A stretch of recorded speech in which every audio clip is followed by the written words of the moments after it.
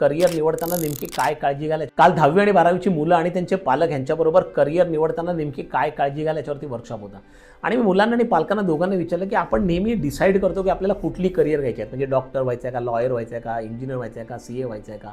परंतु आपण याच्याबरोबर आणखीन 2 प्रश्न विचारतो का. एक म्हणजे हे जे काही तुम्हाला प्रोफेशन करायचं आहे हे नेमकं तुम्हाला का करायचं आहे, काय तुम्हाला साध्य करायचं त्याच्यातनं. आणि दुसरी गोष्ट म्हणजे हे करून झाल्यानंतर 20 वर्षानंतर ज्यावेळी तुम्ही तुमचं लाईफ व्हिज्युअलाइज करता त्यावेळी नेमकं काय लाईफ व्हिज्युअलाइज करता, तुम्हाला काय रेकग्निशन्स पाहिजे, तुमची लाईफस्टाईल कशी असली पाहिजे ह्याच्याबद्दलचा तुम्ही विचार करता का. आणि जर का तो करत नसाल तर आपण चूक करतो. मग त्यांना मी एक व्हिज्युअलायझेशन गेम चार्ट बनवायला सांगितला आणि त्याच्यातनं त्यांना कळलं की हे व्हिज्युअलायझेशन किती इम्पॉर्टंट आहे. वर्कशॉप संपल्यानंतर दोघेही पालक आणि विद्यार्थी माझ्याकडे आले, म्हणाले की आम्ही आत्तापर्यंत हा विचार कधीच केला नव्हता. आणि ज्यावेळी मुलांनी स्वतःचा चार्ट बनवला, व्हिज्युअलायझेशन चार्ट बनवला आणि पालकांनी मुलांचा व्हिज्युअलायझेशन चार्ट बनवला, दोघांच्या चार्टमध्ये इतकी भिन्नता होती. त्याच्यातच त्यांना कळलं की दोघांमध्ये किती डिस्कनेक्ट आणि हा डिस्कनेक्ट किती लवकर संपवायला पाहिजे.